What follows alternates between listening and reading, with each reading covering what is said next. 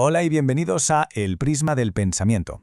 Hoy vamos a meternos de lleno a analizar una de las creencias más arraigadas y, sinceramente, más dañinas de nuestra cultura de trabajo, esa idea de que hacer más cosas a la vez nos hace más productivos. Nos han vendido el multitasking casi como una superpotencia, ¿verdad? Como una habilidad indispensable para el siglo XXI. Pero, ¿y si todo fuera un espejismo? ¿Y si esa búsqueda constante de hacerlo todo a la vez nos estuviera en realidad robando la capacidad de creer algo que de verdad merezca la pena? A ver, parémonos a pensar en esto un segundo. En nuestra sociedad parece que tener la agenda a reventar y responder emails al instante es una medalla de honor. Confundimos el estar activos con el conseguir resultados, el movernos con el avanzar. Pero, ¿es lo mismo? ¿De verdad estar ocupado significa ser productivo? ¿O nos hemos metido sin darnos cuenta en una trampa que nos tiene corriendo en una rueda de hámster? Agotados, sí, pero sin llegar a ningún sitio importante. Para entender por qué nos aferramos tanto a esta idea, a pesar de que toda la evidencia apunta en la otra dirección, tenemos que ir a la raíz. Porque esto no es una moda de ahora, ¿qué va?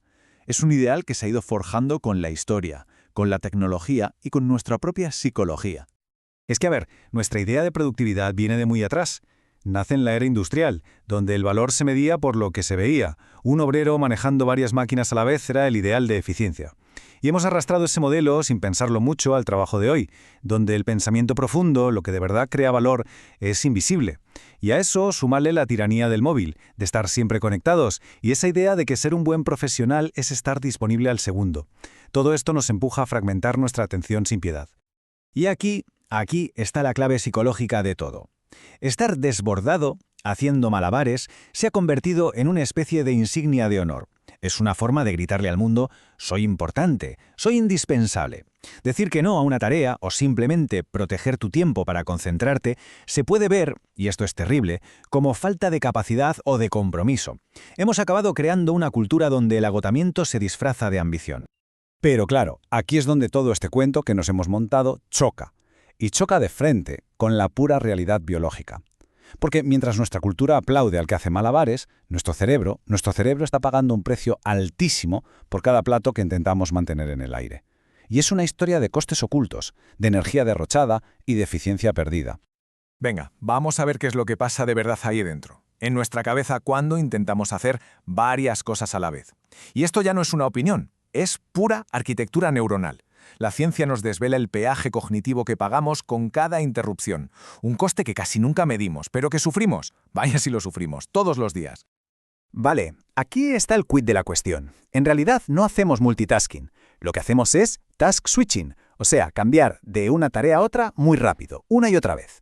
Y cada uno de esos saltos tiene un coste, el coste por cambio de contexto.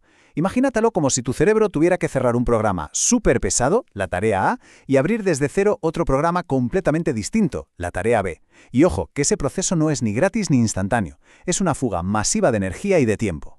Y el impacto es brutal. Los estudios demuestran que este cambio constante de una cosa a otra puede llegar a reducir nuestra productividad hasta en un 40%. Un 40%. Piénsalo bien, en una jornada de 8 horas es como si tirásemos a la basura más de 3 horas. No trabajando, no, sino simplemente pagando el peaje mental de saltar de una cosa a otra. Pero la cosa no acaba ahí. No solo somos más lentos, es que también somos peores en lo que hacemos. La tasa de errores se dispara, y hasta un 50%. Al intentar hacerlo todo a la vez, la calidad de nuestro trabajo se desploma. Acabamos entregando cosas mediocres que encima luego nos llevan más tiempo para corregir. Es un círculo vicioso de ineficiencia total. Y esta cifra, esta es, para mí, la que te deja helado. Después de una sola interrupción, una simple notificación que te desvía la mirada unos segundos, nuestro cerebro puede tardar hasta 23 minutos en recuperar el nivel de concentración profunda que tenía antes. ¡23 minutos! 3 notificaciones tontas en una mañana pueden aniquilar por completo nuestra capacidad de hacer un trabajo de alto valor. Y es que el coste no es solo mental, es físico. Como explica el neurocientífico Daniel Levitin, este modo de trabajo constante pone a nuestro cuerpo en modo lucha o huida. Nos inunda de cortisol, la hormona del estrés, y de adrenalina. Así que no solo nos hace menos eficientes, es que nos enferma. Contribuye directamente al agotamiento crónico, a lo que llamamos burnout. Vale, pero a ver, seamos justos. ¿De verdad el multitasking es siempre el malo de la película? ¿O hay matices? ¿Hay contextos donde esta regla no se cumple? Pues la realidad, como casi siempre, es un poco más compleja. Pues resulta que sí, que hay una excepción, pero es neurológica. Existe un grupo diminuto de la población, en torno a un 2,5%, que se conocen como supertaskers. Sus cerebros, por lo que parece, están cableados de una forma distinta que les permite manejar varias tareas exigentes a la vez sin que su rendimiento se hunda. El problema es que el 97,5% restante de nosotros no somos así. Y creer que pertenecemos a ese club selecto es una ilusión muy, muy peligrosa. Y aquí viene la verdadera excepción, la que sí que nos toca a la mayoría. El multitasking sí que funciona, pero solo cuando una de las tareas está tan automatizada, tan interiorizada que apenas necesita recursos mentales. Claro que podemos escuchar un podcast mientras fregamos los platos o salimos a caminar. ¿Por qué? Porque una de esas acciones es automática y no compite por nuestra atención. El error no es hacer dos cosas a la vez, es intentar hacer dos cosas que exigen nuestra atención consciente al mismo tiempo. Y esto nos lleva a la verdadera habilidad que necesitamos desarrollar en el siglo XXI. Ya no se trata de aprender a hacer malabares, se trata de desarrollar la sabiduría para practicar lo que podríamos llamar triaje cognitivo. O sea, saber distinguir qué tareas necesitan la santidad de nuestra atención plena y cuáles se pueden combinar con otras cosas. Es un cambio de mentalidad radical, pasar de la cantidad de cosas que hacemos a la calidad de nuestra atención. Entonces, si el multitasking es el problema, ¿cuál es la solución? Pues aquí es donde entramos en el territorio de la maestría, de la verdadera productividad. Lo contrario a esta locura de la atención fragmentada no es no hacer nada. Es una forma de trabajar increíblemente poderosa y, por desgracia, cada vez más rara: el trabajo profundo. Hablamos del trabajo profundo o deep work, un término que acuñó el autor Cal Newport. Se refiere básicamente a la capacidad de concentrarse al máximo, sin distracciones, en una tarea que de verdad desafía a nuestro cerebro. Es en este estado mental donde producimos nuestro mejor trabajo, donde aprendemos cosas difíciles y creamos valor real.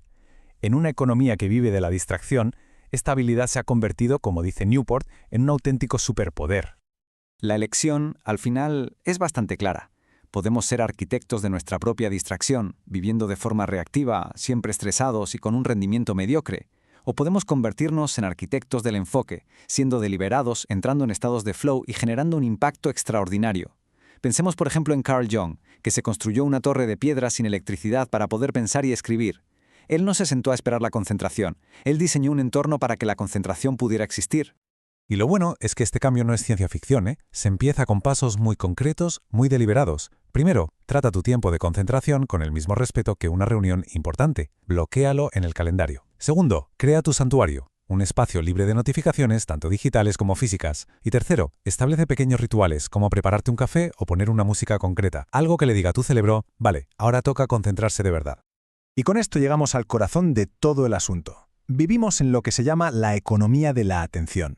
El recurso más escaso y valioso ya no es la información, que la tenemos a raudales, sino nuestra capacidad para prestar atención.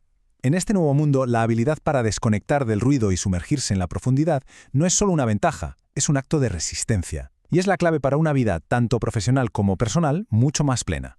Así que la reflexión final que me gustaría dejar es esta. Ahora que sabemos que nuestra atención es nuestro activo más preciado, ¿qué única acción, por pequeña que sea, se podría tomar hoy mismo para empezar a protegerla?